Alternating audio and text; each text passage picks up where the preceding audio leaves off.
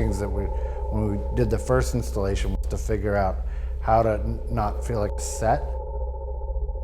And so it's sort of like you just work on it until it feels like a room. And if that's like getting a smell or getting more dirt and more texture or the lighting, and it just, you go there. It's almost like working on a painting. It's like pushing the paint around until it's like you can't do it anymore. And that's the same way. The rooms are like sculptures.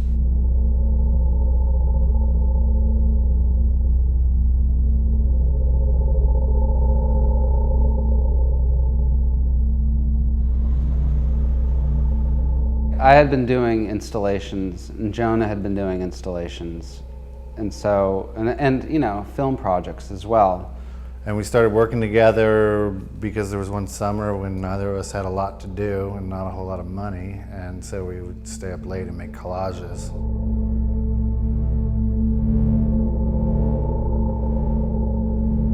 During that collage making, there was a lot of discussion about what we could do as these big installations, and we'd both done large-scale, like environmental installations. And so the Meth Lab idea, Hello Meth Lab in the Sun, came up.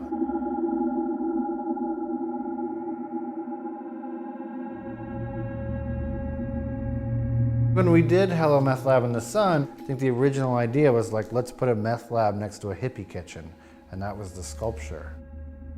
Meth being related to industrial production because of the products that are used for it, hippie culture being related to industrial society and its rebellion against it, and thinking of the connections between the two and then the narratives around that. And that's what we explored a bit in Black Acid Co-op and then really took on a narrative level in Bright White Underground.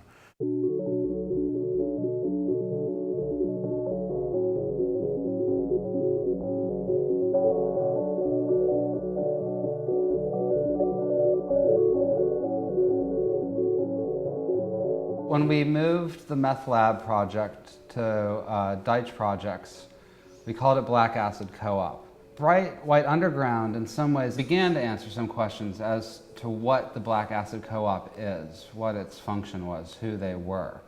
We started to come up with a kind of a background story.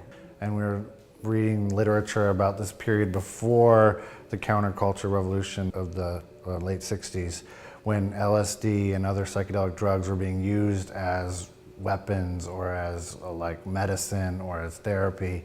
And then when Christian Strike from Country Club asked us to do a project at the Schindler House, a lot of that had taken place in Hollywood in the late 50s and early 60s.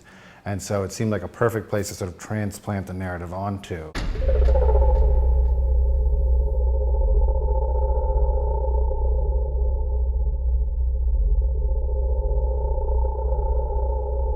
We staged this sort of happening party type situation that was supposed to be a 1963 psychedelic drug party in which a doctor was administering drugs to a clientele and having this group therapy session.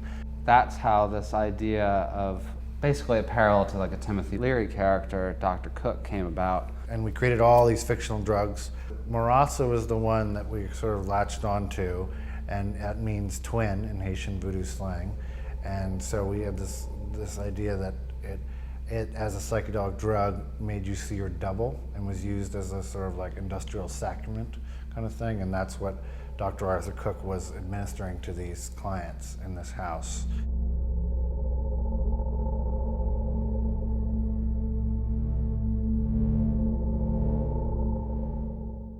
To say that these projects are necessarily about drugs or only about drugs would be like short-sighted. This is sort of like an easy lens to bring people into that is certainly connected to a much larger like social structure. You know, it's sort of an entry point. There was all this sort of backstory into how we divided up the building and how we created the installation that you wouldn't necessarily need to know in walking through it in order to sort of have the sculptural experience that we were going for, but it gave us a kind of roadmap as to how to, like, what we could do in each room. There was these various ideas about how the doctor and his sort of like drug spiral downward had like redivided the building and created all these passageways and like surveillance systems and things like that.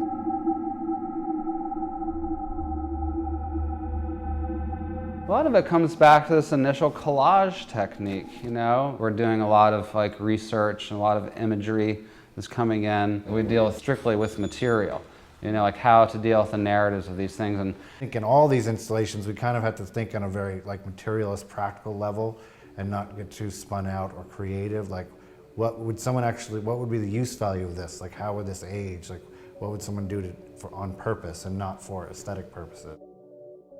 Once you create the framework of the rooms and the context of the room, there's a lot of play in which to make all kinds of things. So that's where a lot of these collages come from, and a lot of these individual sculptures. And it's sort of like once the sort of bracketing system is in place, then you can sort of run wild within those parameters.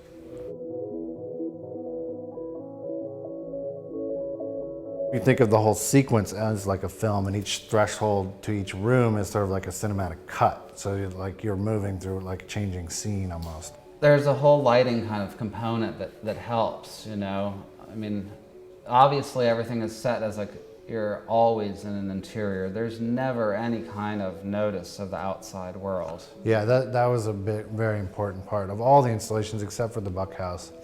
Was the sense that once you get inside, you remain inside. So there's no windows, there's no sort of people into what the gallery is, there's no sense of the context at all. So that you really, it's sort of like going into this rabbit hole and going deeper and deeper. I think the idea of creating this sort of, for lack of a better term, suspension of disbelief is like by shutting out the outside world, where you just go in. And that now is very much following into our next project, which is more about this kind of fictional city called the Sansan Metroplex. It does sort of move into this quasi-science fiction universe, because we're always kind of taking it and not being like a direct articulation or representation of history, but in a sort of like odd interpretation of it and making it a parallel world. And so now it's getting even more parallel.